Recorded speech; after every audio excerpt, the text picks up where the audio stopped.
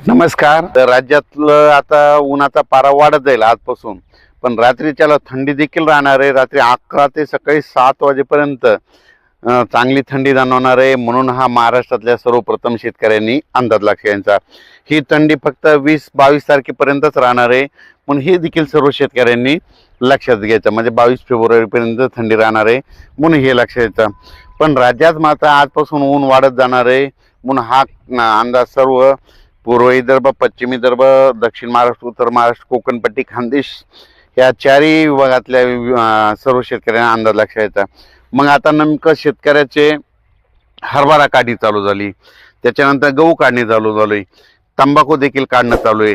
तर त्या सर्व शेतकऱ्याला सांगू इच्छितो की दरवर्षी काय असतं, मी म्हणत असतो ना, दरवर्षी महाराष्ट्राच्या बाजूला म्हणजे महाराष्ट्र, गुजरात, राजस्थान, मध्य प्रदेश, उत्तर प्रदेश, इकडं छत्तीसगड ह्या दरवर्षी काय असतं, 22 फेब्रुवारी ते 10 मार्च दरम्यान ह्या 4-5 राज्यामध्ये काय असतं, गारपिटीचं वातावरण दरवर्षी असतंय.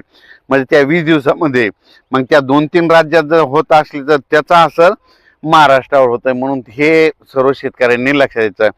ही गारपीट सगळीकडे होत नसते, पण दरवर्षी काय असतं, फेब्रुवारीच्या शेवटचा आठवडा आणि मार्चच्या पहिल्या आठवड्यामध्ये पावसाचं वातावरण असतं.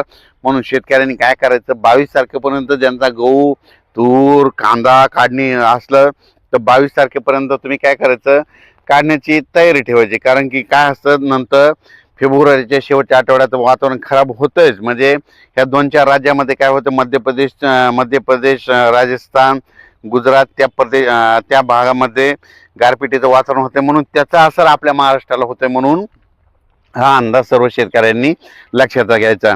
ज्यांचा हरभरा काढणीस आला असेल तर तुम्ही काढू शकता. गहू काढण्यासाठी पोषक वातावरण, तूर काढण्यासाठी पोषक वातावरण, तंबाखूसाठी पोषक वातावरण, वाळू घालण्यासाठी, त्याच्यानंतर द्राक्ष बागायतीसाठी आनंदाची बातमी. राज्यातलं ऊन वाढत जाणार आहे, त्यांच्यासाठी देखील आनंदाची बातमी. म्हणून हे देखील सर्व शेतकऱ्यांनी लक्षात घ्यायचं. पण राज्यात सध्या तरी म्हणजे आता म्हणजे 10-12 दिवस कसलंच म्हणजे वातावरण खराब नाही, काय नाही. उलट दिवसा ऊन वाढत जाणार आहे. उन्हाचा पारा जवळपास 35 म्हणजे काही ठिकाणी 34 अंश, कुठं 35, कुठं 36-37 अंशापर्यंत. विदर्भात घाटाच्या खाली थोडा जास्त वाढत जाणार आहे, 36 पर्यंत जाणार आहे. म्हणून ह्या विदर्भातल्या देखील शेतकऱ्यांनी लक्षात द्यायचा.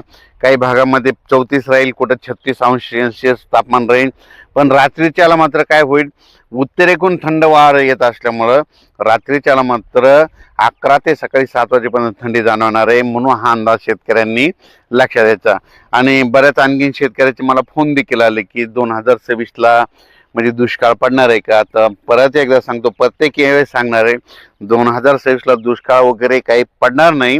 फक्त थोडा पाऊस कमी राहील. म्हणजे दरवर्षी जसा पाऊस पडतो जेमतेम सरासरी तितकाच पाऊस पडणार आहे. पिकं चांगले येणार आहेत. म्हणून हे सर्व शेतकऱ्यासाठी आनंदाची बातमी.